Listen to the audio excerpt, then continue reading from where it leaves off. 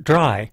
A program called Noonday Flashes featured informal discussions between a farmer and an agricultural agent. However, one of the most popular shows wasn't aimed at farmers, but at farmers' wives.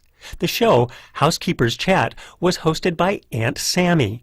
Though she never referred to herself as Uncle Sam's wife, the implied connection wasn't lost on listeners. Aunt Sammy wasn't the voice of a single woman, but hundreds of women working from scripts at their respective radio stations.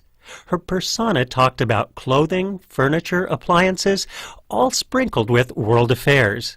But her most enduring legacy derived from what she had to say about food. The USDA received so many requests for Aunt Sammy's recipes that they were published in a pamphlet. It was an immediate hit, so popular that the USDA printed revised and expanded versions 3 times in just 5 years. Yet another version was printed 50 years later during the nation's bicentennial. The pamphlet is reputed to be the first cookbook translated into Braille. There's nothing pretentious about Aunt Sammy's dishes. The recipe for smothered ham with sweet potatoes lists only butter, sugar, and hot water as ingredients, other than ham and sweet potatoes. Cabbage and carrot salad calls for equal parts of shredded cabbage and carrots mixed with salad dressing. The goal wasn't to impress, but to promote what at the time were considered healthy, well-rounded meals. A government tradition that continues to this day. I'm Andy Boyd at the University of Houston, where we're interested in the way inventive minds work. A transcript of this Engines of Our Ingenuity episode number 2762 is online at uh.edu/engines. Additional episodes are available by podcast.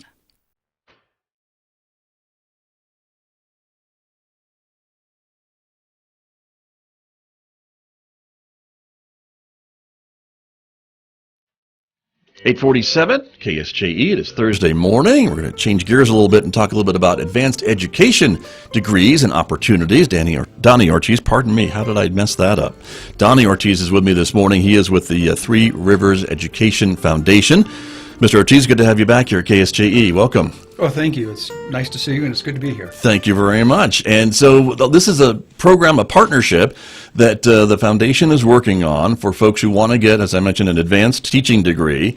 And it seems, as I mentioned to you, pretty generous. And I think you were telling me a lot of folks you talk about this with find it hard to believe that this is available. Yes. Actually, we've had the alternative licensure program to encourage people to go into education.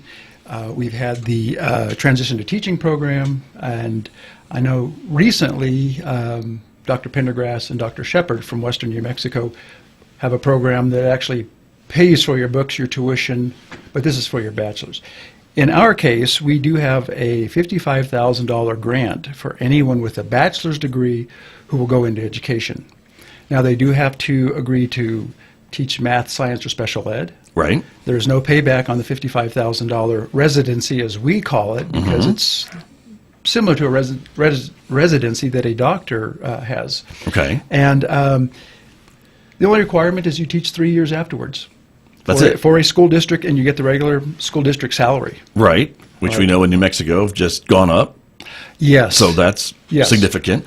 And so, again, and you were telling me that a lot of folks find this hard to believe that you're going to be covering, that this program covers these expenses for your master's degree in education. Yes. If you do these certain things. Yes. And basically, I had one father call me every day for about 5 days, and he said, wait a minute.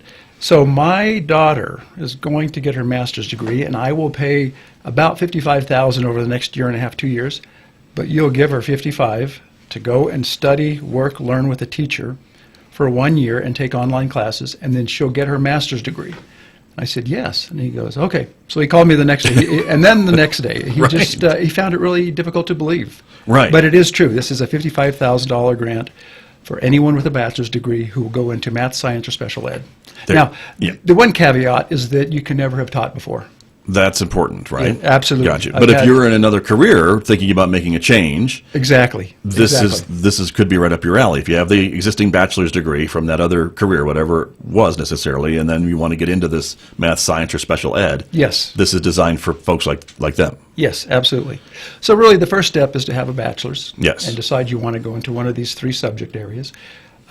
Second step is you have to have at least a 3.0 GPA. Okay.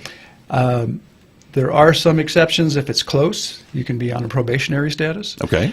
After that, you get past those steps, then you take the practice exam, which is reading, writing, and arithmetic. You pass those, and you're into the program. You just have to find we find a cooperating school district and teacher, where you go in from 8 to 1 with that teacher. Okay. You watch, you learn, you help, you assist with all the teaching duties from 8 o'clock to 1. From 1 o'clock to 4, you take online classes, asynchronous classes and modules. Mm-hmm. From 1 to 4.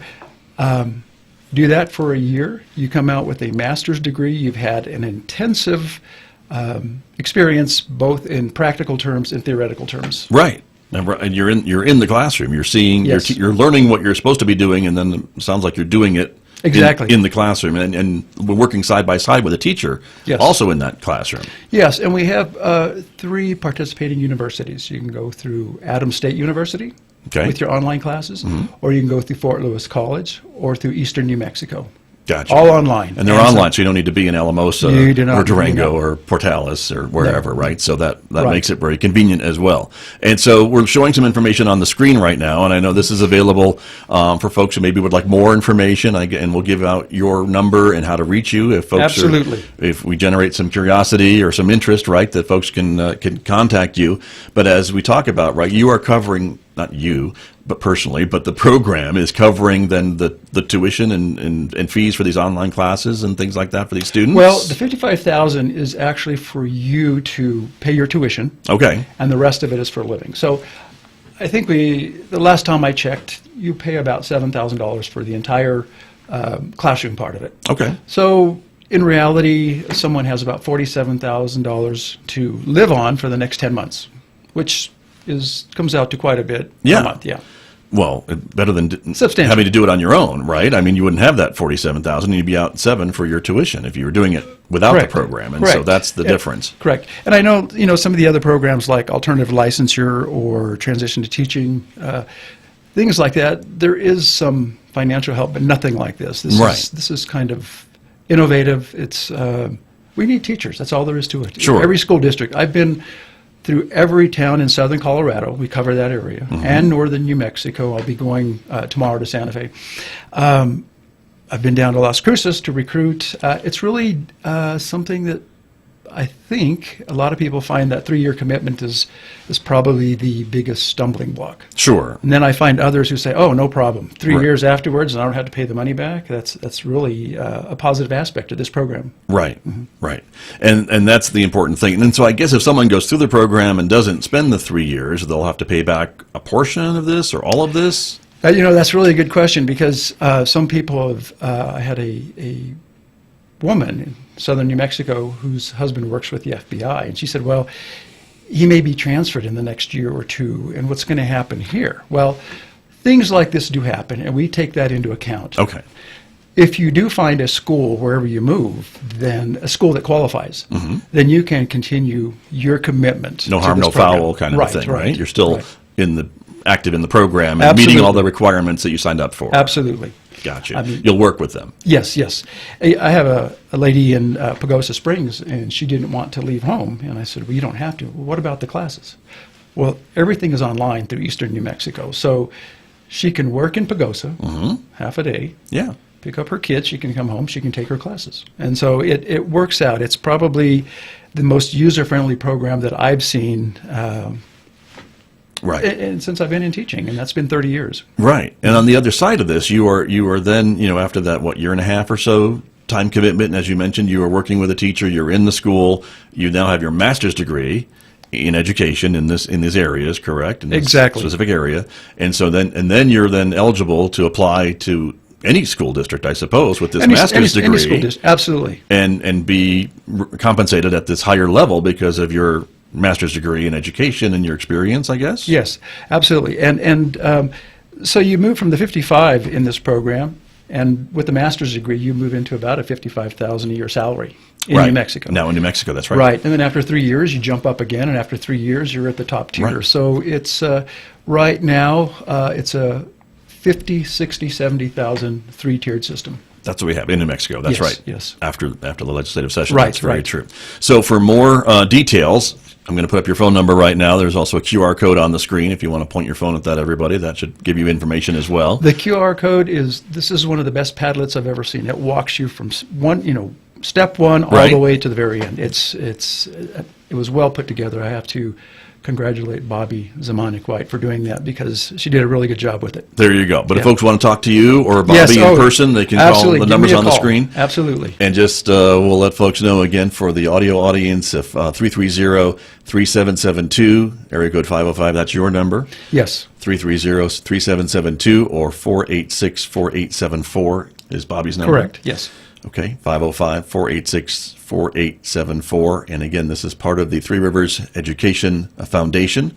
And you are kind of coordinating all this for the students that are coming to you to sign up for this program, this opportunity. I'm officially a recruiter or the recruiter for this program. Right. And we've had a lot of support from different school districts, from Farmington Municipal Schools through Dr. Schmidt and Chris Pash and all through southern Colorado. They all support it. And there's just a shortage of teachers right now and a shortage of people who want to go into teaching. Right. Well, every time I talk to a superintendent here on this program, they tell me about the openings they have in their districts, even during the school year. And so we know it's just ongoing. And so this really should help fill the gap a little bit and maybe help folks who are thinking about a career change to get their master's degree and get into the classroom. Absolutely. That's the idea. Yeah. Very good. Donny Ortiz, thank you for coming in this morning. Scott, always nice to see you. Thank you very much. Good to see you, too. Okay. Keep up the great work. Thank you so much.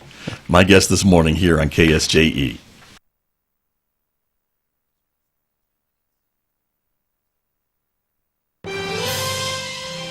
Brilliant, well-respected, but at times controversial, Alan Turing helped crack the German Enigma codes in World War II. A moment